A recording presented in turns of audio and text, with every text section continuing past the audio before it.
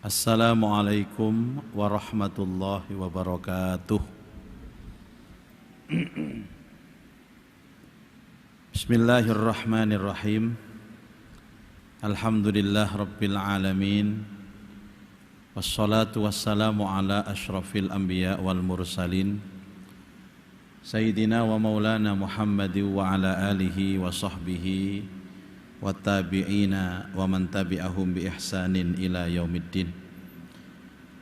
Asyhadu an la ilaha illallah wahdahu la syarika lah wa asyhadu anna Muhammadan abduhu wa rasuluhu la nabiyya ba'dah. Allahumma salli wa sallim wa barik ala sayyidina Muhammad wa ala alihi wa sahbihi ajma'in. Subhanaka la ilma lana illa ma 'allamtana innaka antal alimul hakim. Rabbi shrah li sadri wa yassir li amri wahlul 'uqdatam min lisani yafqahu qawli, amma ba'du. Ma'asyiral muslimin wal muslimat, hadirin wal hadirat, Bapak Ibu jamaah salat maghrib Masjid Nasional Al-Akbar Surabaya dan seluruh pemirsa dimanapun berada rahimakumullah. Alhamdulillah wa syukurillah, malam hari ini kita masih diperkenankan oleh Allah untuk bersama-sama melaksanakan sholat berjamaah dan bersama-sama duduk di majelis ilmu. Kita akan mengaji kitab Nashaikhul Ibad. Semoga nanti kita mendapatkan ilmu yang manfaat. Al-Fatihah. A'udzubillahi minasyaitonirrajim. Bismillahirrahmanirrahim.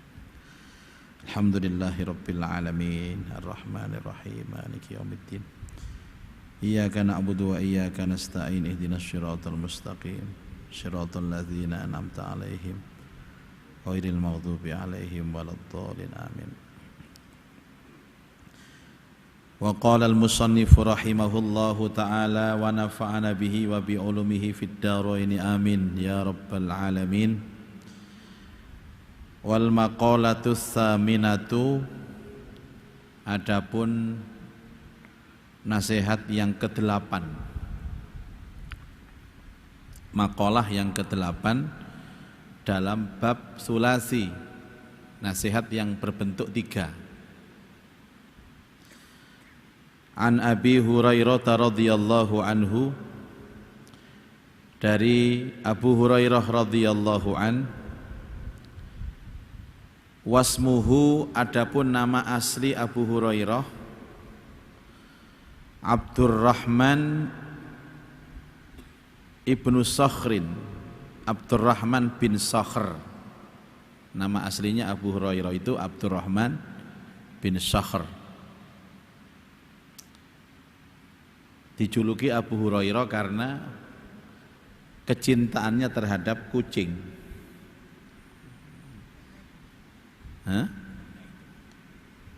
Enggak, ya hitam. Orangnya hitam, mirip Pak Yahya. Abu itu artinya bapak, Hurairah itu dari kata hirroh, itu kucing. Abu Bakar itu juga namanya Abdullah, Pak, sama. Tapi disebut Abu Bakar karena Abu itu bapak, Bakar itu perawan. Bapaknya perawan itu Abu Bakar. Siapa maksudnya perawan itu? Ya, Ibunda Aisyah itu yang dinikah oleh Rasulullah. Abu Hurairah ini menempati posisi terbanyak di dalam membawa hadis. Nomor 1 Abu Hurairah. Makanya kalau Bapak Ibu sering baca hadis an Abi Hurairah, an Abi Hurairah. Kenapa kok terbanyak, Pak? Karena beliau ini hidup di masjid, termasuk ahlu sufah, orang yang hari-harinya itu di masjid. Nah, Rasulullah sering pengajiannya di masjid. Ya jelas yang paling sering mendengarkan nasihat Nabi ya Abu Hurairah itu. Makanya kalau panjenengan sering ke masjid, bahkan tinggal di masjid, berarti saya meniru jejaknya Abu Hurairah. Tapi ini gak tahu nang masjid, niru jejaknya Abu Jahal.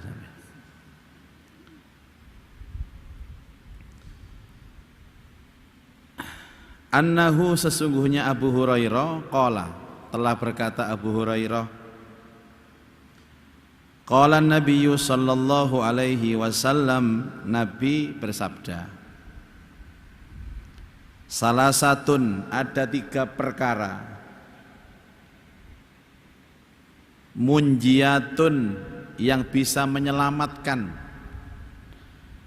ay mukhallisatun yang dimaksud adalah 3 perkara yang menyelamatkan li sahibiha terhadap orang yang melakukan 3 perkara ini minal adzabi dari azab. Ada 3 perkara yang menyelamatkan. Wasalah satun dan 3 perkara muhlikatun yang merusak. Kalau tadi 3 perkara yang menyelamatkan, ada juga 3 perkara yang merusak. Aimukiatun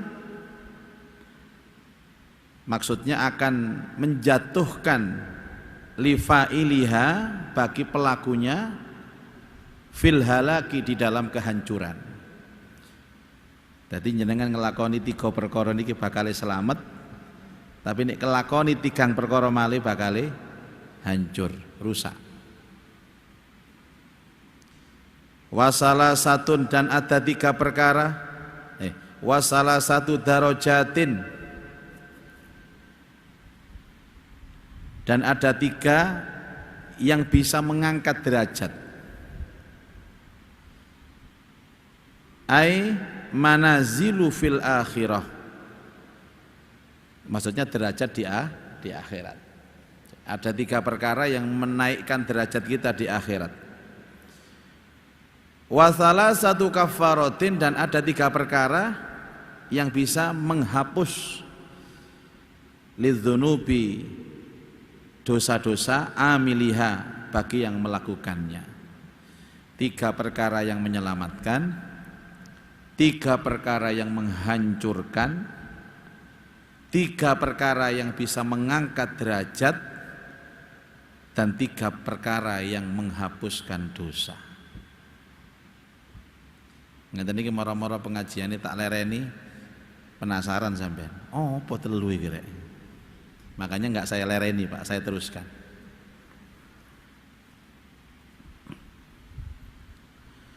Wa ammal munjiyatu adapun 3 perkara yang menyelamatkan fa khasyatullahi ta'ala maka takut kepada Allah. Orang yang takut kepada Allah pasti selamat. Ini jaminan mutu ini. Bagaimana kita takut kepada Allah? Fisirri, baik di dalam saat dia sepi, wal alaniyati maupun pada saat rame. Takutnya kepada Allah bukan pada saat banyak orang begini, Pak, tapi saat sendirian juga takut kepada Allah. Di kamar sendirian dia tetap berzikir, walaupun tidak ada yang melihat dia tetap takut kepada Allah, tidak berbuat maksiat. Dan orang yang takut kepada Allah pada saat sendirian dan ramai itu nilainya berbeda di hadapan Allah. Qadimas sirru, kenapa didahulukan takut kepada Allah pada saat sendiri? Li'anna taqwallah, karena sesungguhnya takut kepada Allah fihi pada saat dia sendirian, a'la darajatin, itu semulia-mulia derajat. Lah panjenengan kelihatannya takut kepada Allah pada saat keramaian begini, ya baik, Pak, tapi lebih baik lagi pada saat sendirian. Kecenderungan orang itu kalau takwa itu kan, atau beramal soleh itu kan kalau banyak orang begini, Pak. Apalagi sekarang itu ada sosmed, didik-didik diupload, ya, difoto, dikomentari lagi mengaji dengan Kiai Muzaki. Oh, ada foto kula dikatono titik tok, dhek sing akeh.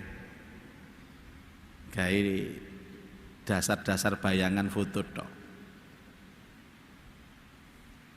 Jarang loh Bapak Ibu. Makanya sholat sunnah yang terbaik itu sholat apa? Tahajud. Apa alasannya sholat tahajud itu sholat sunnah terbaik? Enggak dilihat orang, Pak. Itu alasan.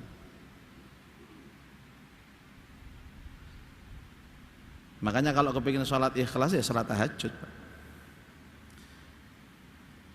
Loh bagaimana dengan sholat jamaah ini Pak? Kan dilihat orang banyak. Oh kalau ini memang berbeda Pak. Kalau ini syiarnya, syiar masjid, syiar umat Islam. Makanya ada konteks bahwa sholat jamaah itu suratnya nggak boleh panjang. Kalau sholat tahajud silahkan panjang-panjang. Karena sholat jamaah ini kaitannya dengan orang banyak. Ada yang sepuh, ada orang yang punya hajat, ada orang itu yang sakit. Kadang ada orang itu yang beseran Pak, beser. Dia pengen ikut jamaah, berharap imamnya nggak panjang-panjang. Dadakno dawa surate Pak. Akhirnya ya nguyu nang celana, beser. Ini sing dosa imame ngene. Rasulullah itu kalau ngimami salat berjamaah wajib gini pendek-pendek. Kalau sholat tahajud sendirian panjang-panjang.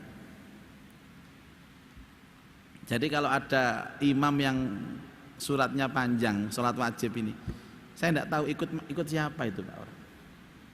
Melok sopo. Jadi standar saja, dilihat kondisi jamaahnya bagaimana. Saya kapan itu ke Batu Pak, ada raker penghafal Quran itu.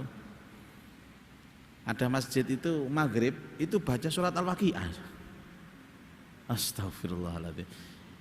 Enggak dosa Pak, enggak salah. Tapi gak tepat ngoten lho. Maghrib itu ya kulhu itu ngeten Pak. Kuliah ina toina ngeten. Maghrib Pak. Nah kalau subuh agak panjang boleh. Karena maghrib ini kan di tengah aktivitas, orang masih banyak hajat gitu.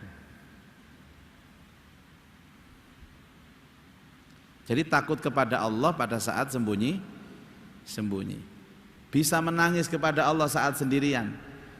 Kalau ada orang nangis saat beramai-ramai, apalagi tangisannya di syuting Bapak Ibu, itu air mata buaya itu Pak. Tangisan yang sesungguhnya itu tangisan antara dia dengan Allah. Malam hari Pak nangis. Subuh-subuh meripati mendol, takoni bojone. Papa kok matanya mendol, habis nangis siapa? Enggak mah. Mungkin tadi papa enggak enak aja diucek-ucek sampai papa, enggak apa-apa mah. Ngeten Pak sampean. Nang bojone dhewe lho sampai gak weruh bojone nek bengi ku nangis. Sing ditangisi ya bojone iku mau, Pak. Allah karim.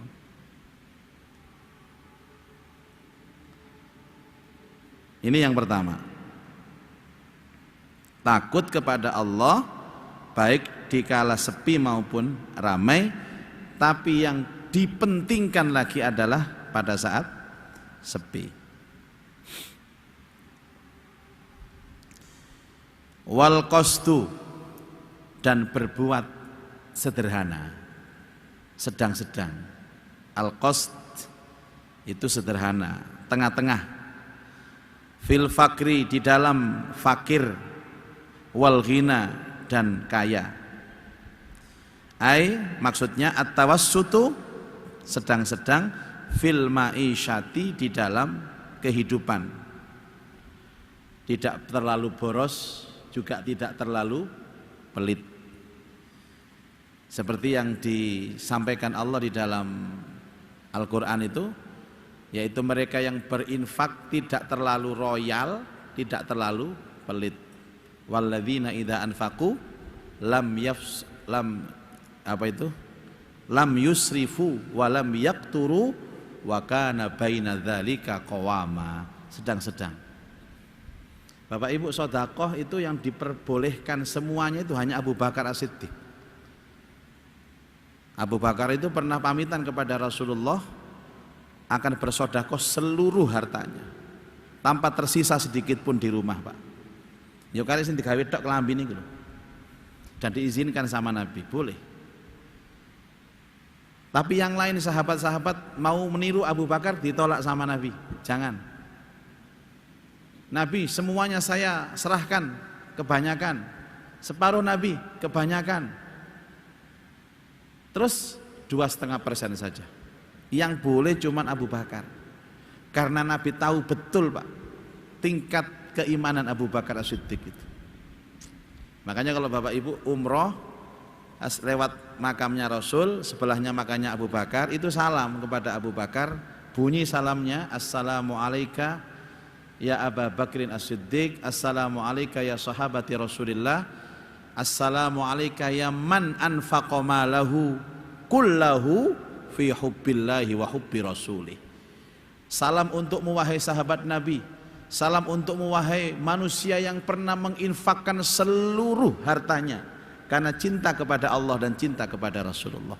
Satu-satunya cuma Abu Bakar. Tidak ada lain, Pak. Tidak ada yang bisa mencontoh.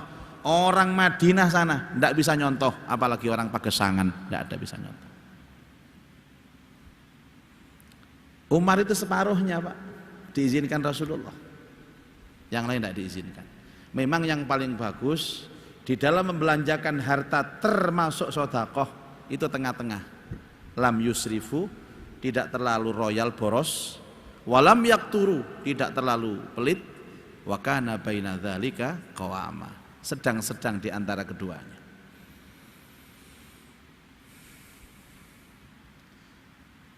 Bi allam yujawiz fiha, dengan cara apa? Tidak berlebihan menggunakan hartanya itu melewati batas al-had wa radhiya bidzalika, dan ridho atasnya. Begini, Pak, ngapunten.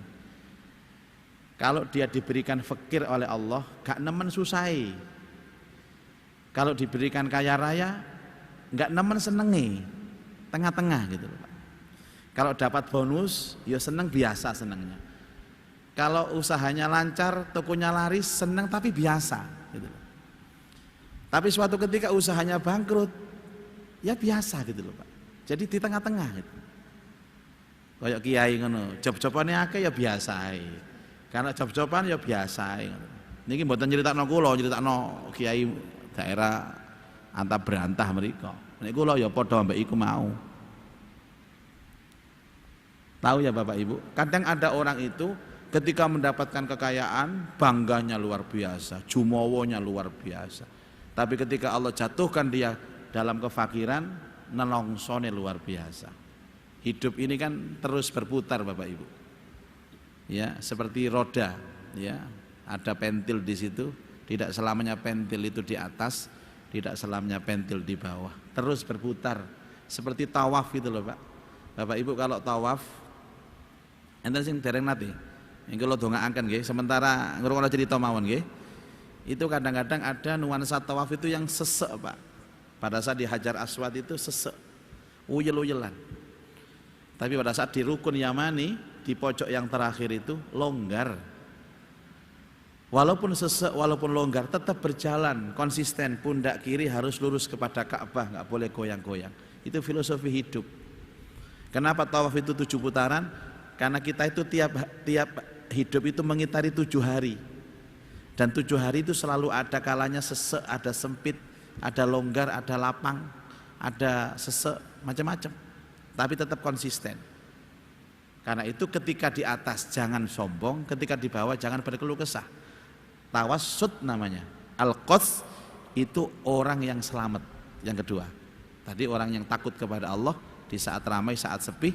Ini orang yang berbuat seimbang. Bapak-bapak kalau punya ibu uang banyak jangan langsung dihambur-hamburkan, Pak. Oleh dodolan tanah, oleh duit wakil langsung ditraktiri kabeh. Ayo kabeh. Ya boleh, Pak, tapi diukur.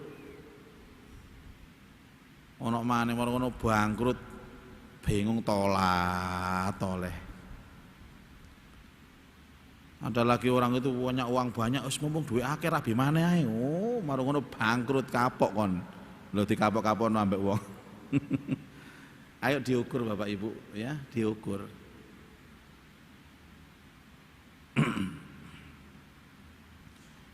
Yang ketiga wal adlu, dan bersikap adil. Firridho, di saat hatinya rela atau senang, wal ghadab, di saat hatinya benci atau marah. Bapak Ibu, biasanya orang itu kalau sudah senang dan benci itu berpengaruh terhadap sikap adil dan tidaknya dia. Makanya ada ayat mengatakan wala yajrimannakum syana'anu qaumin ala alla ta'dilu. Dan janganlah sekali-kali kebencianmu terhadap kaum itu menjadikan kamu berlaku tidak adil kepadanya. Wo nek kadung seneng bojo Pak, njaluk apa dituruti, jel. Njaluk HP anyar dituruti, kelambi anyar dituruti, ngelencer, kadung seneng atine. Bareng kadung benci nang bojone, mbok. Njaluk 10.000 disemayani tok. Ndak boleh begitu. Kadang-kadang orang menyatakan benar salah itu bukan persoalan adil loh Pak, persoalan selera. Nek seneng diarani bener, nek salah nek benci salah. Itu enggak selamat dia. Maka berlakulah adil pada saat kita rela dan marah, pada saat cinta dan benci. Karena terkadang orang benci dan cinta itu kan syahwat Bapak Ibu. Itu godaan setan. Itu pernah terjadi pada Sayyidina Abu Bakar As-Siddiq, orang terbaik Bapak Ibu. Abu Bakar kan sahabat terbaik. Gara-gara dia menyantuni Pak, dia menyantuni seorang sahabat namanya Abdullah. Tiap bulan disantuni sama Abu Bakar. Tiap bulan dicatah uang, kalau sekarang uang 3 juta. Terus ada kasus fitnah yang menimpa putrinya Ibu Aisyah. Kan ada namanya hadisul ifki, fitnah perselingkuhan Ibunda Aisyah dengan seorang sahabat itu. Nanti kapan-kapan saya ceritakan. Kalau waktunya bab itu saya ceritakan. Ini sekedar difitnah, Aisyah selingkuh. Lah yang disantuni sama Abu Bakar tadi Pak, ikut menebarkan fitnah itu. Oh gak ro jawane, gak ro masalahnya, melok nyebar-nyebarno hoax tentang perselingkuhan Aisyah. Ngamuk Pak Abu Bakar. Akhirnya dia berjanji, demi Allah mulai sekarang santunannya saya stop kamu.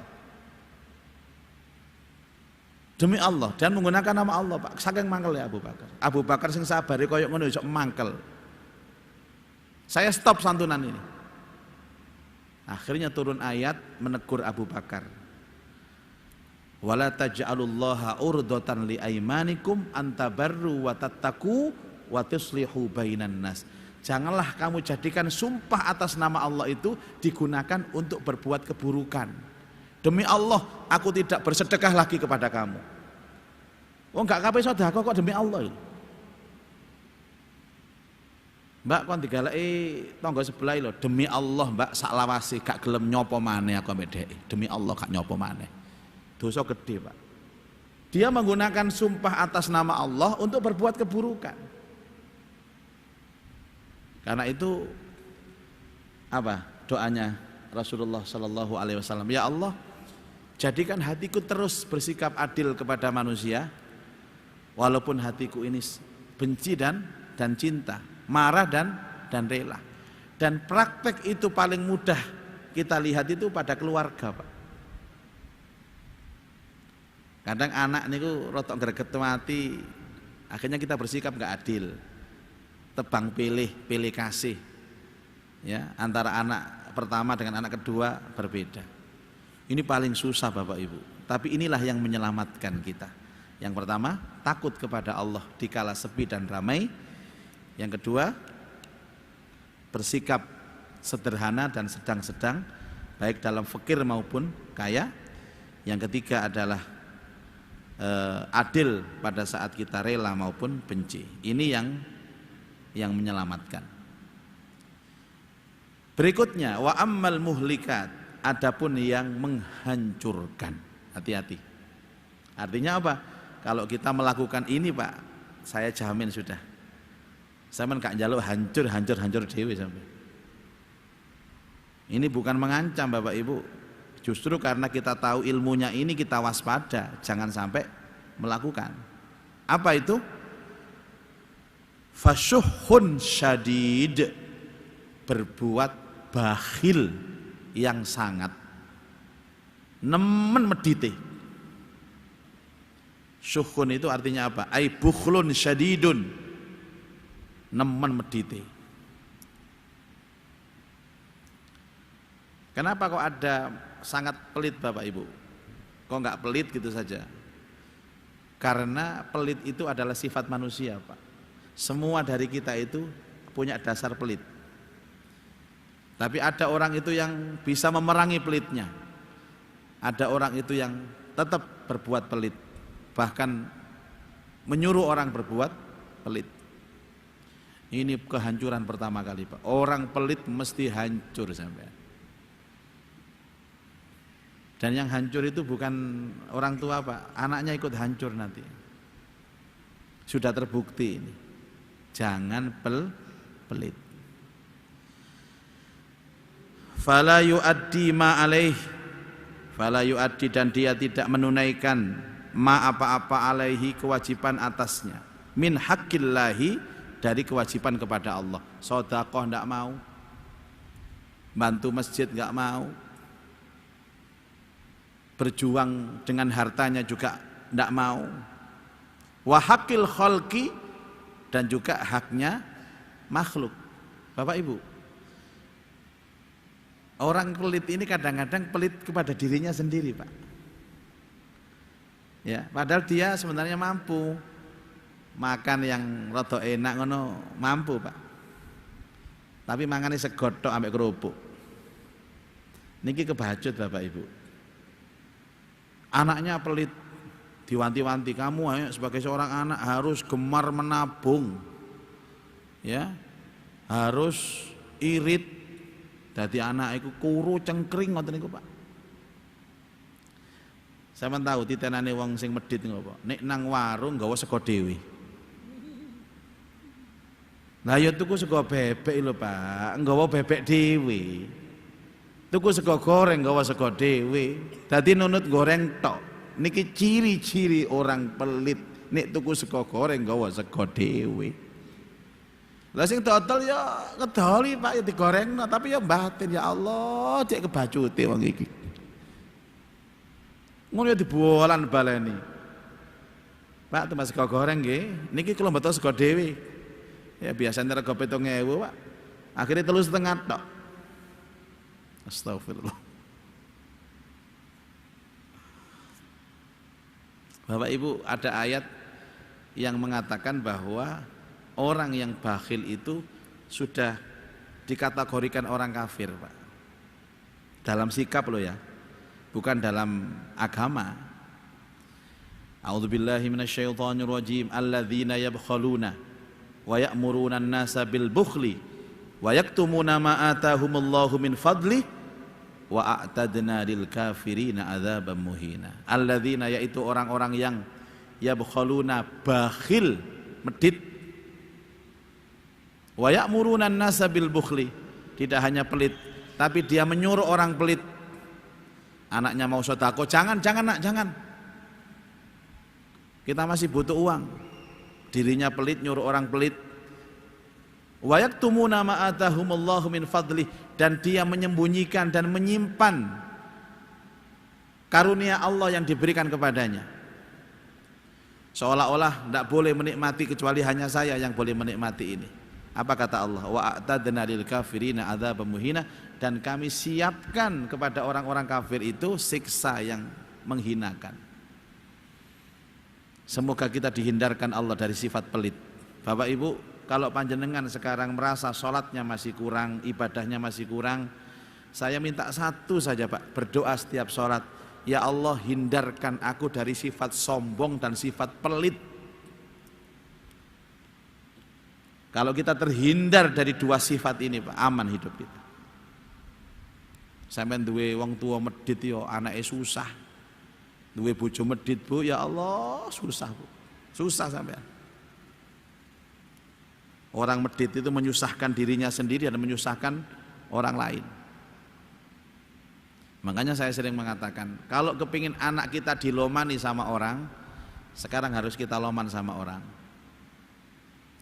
Nanti ada marak santunan anak yatim, santunan anak yatim. Kenapa ada santunan anak yatim?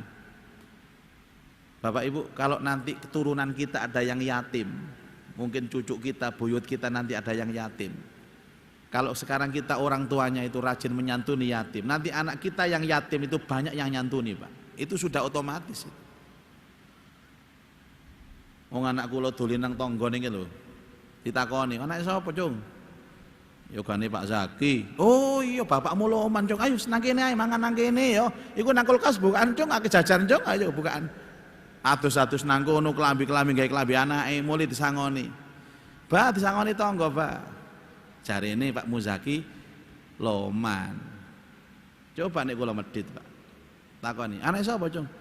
"Anake Pak Zaki." "Oh, medhit bapakmu. Ya kali, Cung. Ngoten tok lho, Pak. Sudah. Jangan pelit Bapak Ibu. Itu penyakit yang merusak hidup.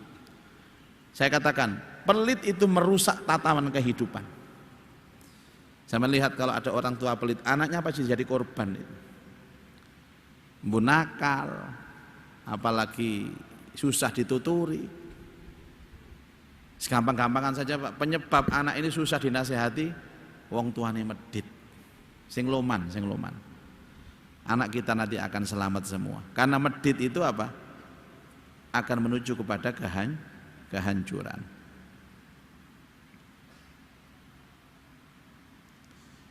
Wong medit niku nek mati dikapon wong, Pak. Cak jo mati. Alhamdulillah, penyakit mati. Loh. Karena saya ngomong innalillahi kabeh alhamdulillah. Begini Bapak Ibu. Wa fi riwayatin, dan di dalam riwayat, fasyuhun muta', yang dimaksud pelit itu adalah pelit yang ditaati. Saya tadi mengatakan bahwa manusia itu diberikan embrio penyakit pelit, Pak. Tapi ada orang itu yang nuruti pelitnya, ada yang memerangi pelitnya. Yang dimaksud pelit tadi itu adalah pelitnya dituruti. Ai bukhlun yuti'uhul insan, yaitu kebakhilan atau sifat pelit yang dituruti, ditaati oleh manusia.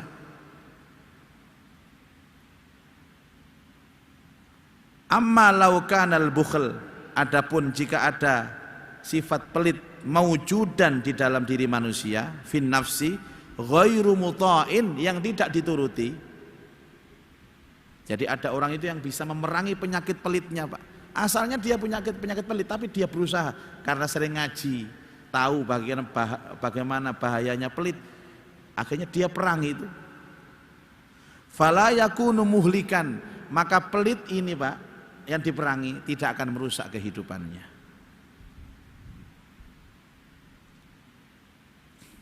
Makanya mohon kepada Allah Bapak Ibu, mohon kepada Allah supaya hati kita tidak dijadikan pelit. Li'annahu, karena sesungguhnya sifat pelit itu sendiri minas sifatil lazimati, termasuk bagian sifat yang kodrat manusia. Lin nafsi, bagi jiwa. Jadi semua manusia itu punya potensi sifat pelit, hanya ada orang itu yang memerangi sifat pelit itu, ada yang memperturutinya. Yang kedua, yang ketiga, yang kedua ya Pak ya. Wahawa muttabaun. Penyebab kerusakan yang kedua ini adalah hawa nafsu yang dituruti, syahwat yang dituruti. Bi an yatbi'a ma ya'muruhu hawa bihi hawahu, dengan cara memperturuti apa-apa yang diperintahkan oleh hawa nafsunya. Bapak Ibu, agama ini memang prinsipnya adalah mengekang hawa nafsu. Semua ajaran agama ini mengekang hawa nafsu. Hawa nafsu itu kan ada pada berapa tempat? Pada 3 ya Pak. Yang pertama adalah makan, minum. Yang kedua adalah tidur. Yang ketiga itu seksual. Ini adalah hawa nafsu namanya. Dan kita tidak boleh Pak, tidak boleh memotong dan memangkas hawa nafsu ini naluriah manusia. Tapi diarahkan. Lah syariat agama itu untuk mengarahkan dan mengontrolnya. Apa mengontrol. Mengontrol. Yang nggak punya gigi jangan usah ikut. Contoh apa? Puasa.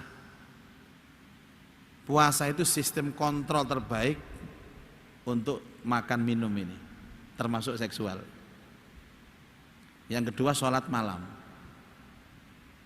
Ini untuk mengontrol syahwat mata, syahwat menikmati hidup dalam tidur.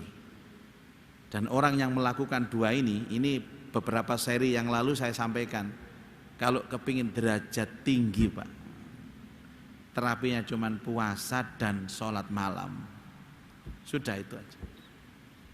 Tapi ya istiqomah, jangan sekali saja, posone sekali, sholat tahajud sekali, njaluk derajatnya munggah.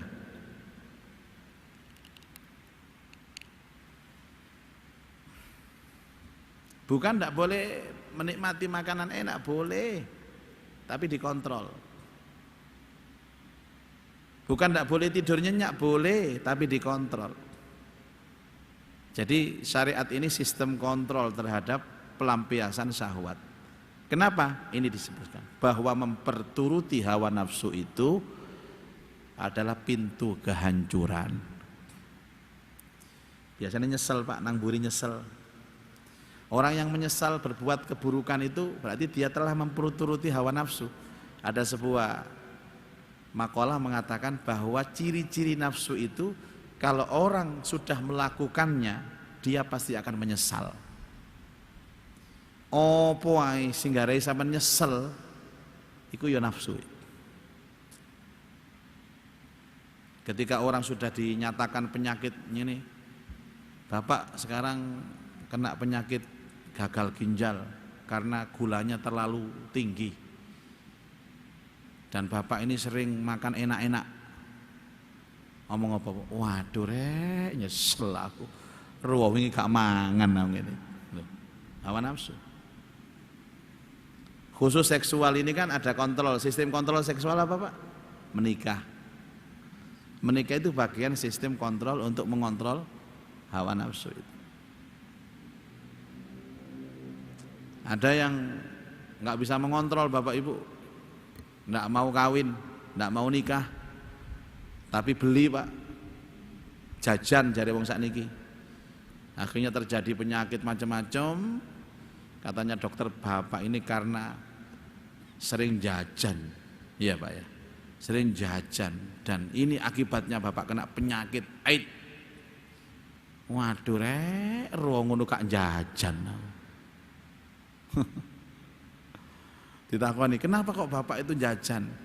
Saya ini Pak, diberitahu kawan saya, kalau sampean itu hanya butuh satenya saja, ndak usah beli kambingnya. Lah, ini rumus menyesatkan ini Pak. Aku butuh mangan sate lah, apa tuku wedhuse. Nah itu wedhuse lak ngeramut, ngene suket barang. Niku lak filosofi sesat itu Pak.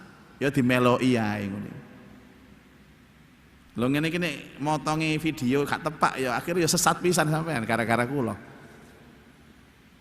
Nek butuh dagingnya tok ya tuku ae satene, tuku gulene, gak usah tuku wedhuse.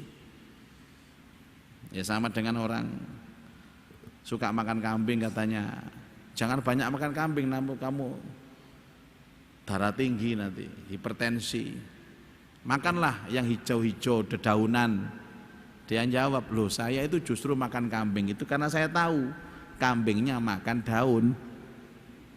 Ya daripada makan daunnya ya kambing itu kan sudah ada kandungan daun. Mbok melok sapa ilmune ngono iku. Baik. Yang ketiga yang merusak Wa ijabul mar'i binafsihi, dan merasa kagum dengan dirinya sendiri. Napa nek bahasa sakniki Pak? GR. GR-an. Ai nadrahu ilaiha, yakni dia memandang kepada dirinya, kagum kepada dirinya, bi'ainil kamali, dengan pandangan sempurna, seolah-olah yang baik itu dirinya, ya, yang sempurna itu dirinya. Ini namanya apa Pak? Ijabul mar'i dalam bahasa kita apa? Ujub. Ijabul itu ujub, bangga diri.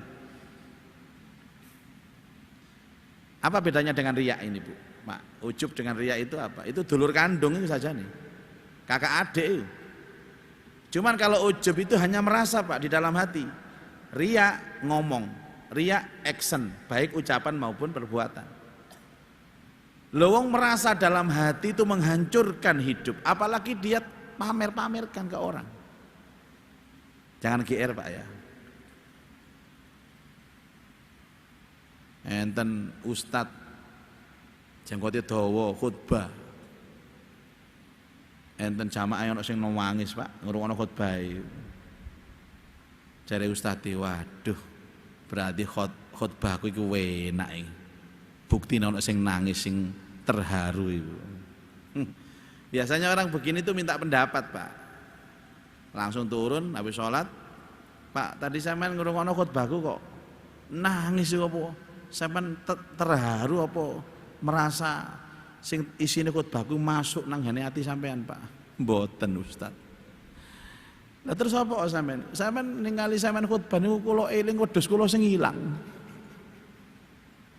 Langsung dituthuk ambek tongkate mimbar itu ya. Jangan GR-an Pak, biasa aja Pak. Jangan GR-an. Bukan kita yang terbaik. Jadi kalau ada misi, kita terlibat di dalamnya dan misi itu sukses. Jangan merasa kita yang menjadi penyebab suksesnya misi itu. Enggak.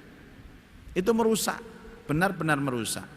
Bangga diri, merasa dirinya sempurna, merasa dirinya baik. Jangan.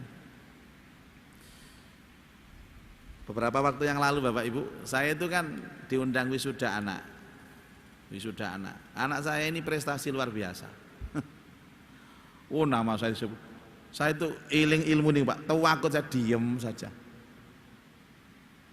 Wartawan di toko kabeh ini mana? Waduh ya Allah, inilah fitnah hidup itu. Kalau sampai kita bangga dengan prestasi anak dan menisbatkan prestasinya itu kepada kita, habis sudah Pak. Sudah itu hancur sudah. Tinggal tunggu tanggal mainnya kehancuran saja kita. Wartawan, bagaimana Pak cara mendidik anak? Wallahu a'lam tak warung. Jawab sih tak wallahu a'lam. Duh, kan ini anaknya ini wallahu a'lam. Jadi bojoku, jawaban Mbah, jawaban ya apa? Mbok jawab ya apa? Aku bingung aku. Ya sama Pak. Kalau kadang-kadang kita punya anak kecil, ibu-ibu itu anak kecil, anak bayi, ini anaknya lucu, terus ngemesno, nyempluk ngono iku. Biasanya nek belanja-belanja nang bakul iku lak dibukai terus lendange, Bu. Cek dikutang ambek uang. Anake sapa iki? Anake sapa? Padahal ya sing gendong iku anake. Tapi nek rupane rada wireng, kumus-kumus ngono ditutupi selendang terus. Ya apa Mbak anakmu Mbak? Anakku turu. Mene-mene. Anakmu Mbak? Anakku turu. Bangga diri terhadap apa yang dimiliki dan melihat dirinya dengan kesempurnaan itu pintu kerusakan. Jadi yang merusak tadi apa Bapak Ibu? Pelit, yang sangat pelit, memperturuti hawa nafsu dan bangga dengan dirinya. Wallahu a'lam bishawab. Masih ada satu lagi namanya dua lagi Pak, 3 yang bisa mengangkat derajat dan 3 yang bisa menghapuskan dosa. Kita sambung lagi dalam kesempatan akan datang insyaallah. Masih ada waktu berapa Mas Tabib? Mas Habib? 3 menit. Ayo Pak Yahya, silakan Pak Yahya.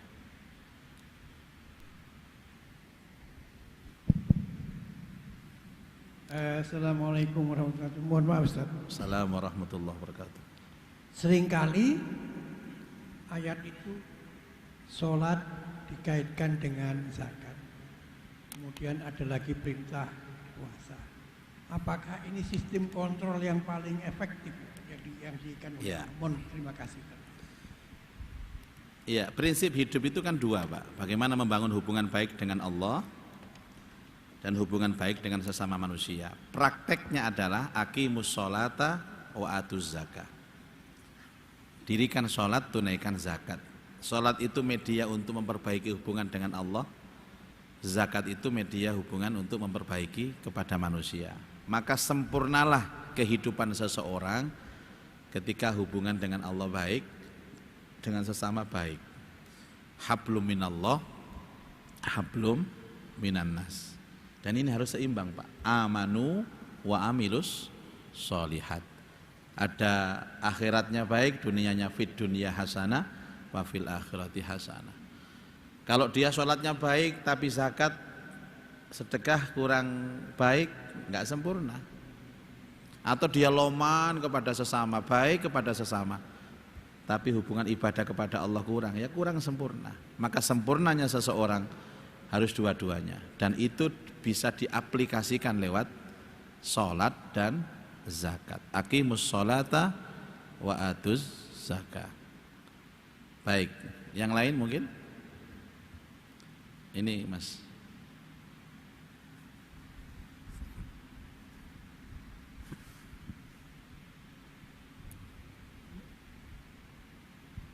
Assalamualaikum warahmatullahi wabarakatuh. Waalaikumsalam warahmatullahi wabarakatuh. Ustadz, di zaman teknologi yang seperti ini kan kita sering ketemu dengan postingan-postingan yang berbau nasihat, ceramah kayak gitu, dan tiba-tiba kita merasa wah ini ceramahnya kok sangat bagus, lalu kita coba share ke media sosial kita kayak sendiri. Itu bagaimana ya Ustadz? Ya, jadi ada prinsip saring baru sharing. Nah, disaring dulu, karena begini Pak, cara menyaringnya begini, jenengan paham atau tidak? Kalau belum paham jangan di-share. Gayai kono hadis-hadis ayat-ayat di-share kabeh. Nang kanca-kanca ini penasaran, balik japri, Mas, aku gurung paham sing sampean share iku, Mas. Apa maksudnya ayat itu? Lah, yo iku, aku yo gak paham. Itu dhalla wa adalla, sesat dan menyesatkan.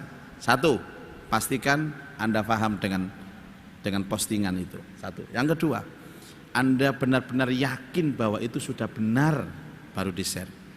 Yang ketiga, itu manfaat, termasuk diantaranya tidak menyakiti. Yakin Anda paham dan yakin itu benar, yakin itu manfaat, yakin tidak menyakiti, share sudah. Silahkan. Kalau tidak, panjenengan akan masuk dalam lingkaran penyebar berita bohong atau hoax, dan itu masuk ranah fitnah, yang dalam Quran fitnah itu lebih kejam daripada pembunuhan. Akan menjadi sodaqah jariyah panjenengan atau menjadi maksiat jariyah panjenengan. Pikirkan yang 5 tadi. Ya, pastikan kita paham, pastikan itu benar, pastikan itu manfaat, dan pastikan tidak menyakiti orang lain. Insya Allah tambah pahala panjenengan. Okay? Terima kasih. Mari kita tutup dengan doa. A'udzubillahi minasyaitonirrajim. Bismillahirrahmanirrahim. Alhamdulillah Rabbil Alamin. Allahumma salli ala Sayyidina Muhammad wa alihi wa sahbihi ajma'in. Allahumma anfa'na bima 'allamtana wa 'alimna ma yanfa'una wa zidna ilman nafi'ah. Allahumma rzuqna fahman nabiyyin wa hifdzal mursalin wa ilhamal malaikatil muqarrabin. Rabbana atina fid dunya hasanah wa fil akhirati hasanah wa qina adzabannar. Wa sallallahu ala Sayyidina Muhammad wa alihi wa sahbihi ajma'in. Walhamdulillahi Rabbil Alamin. Subhanakallahumma wa bihamdika asyhadu an la ilaha illa anta astaghfiruka wa atubu ilaik. Assalamualaikum warahmatullahi wabarakatuh.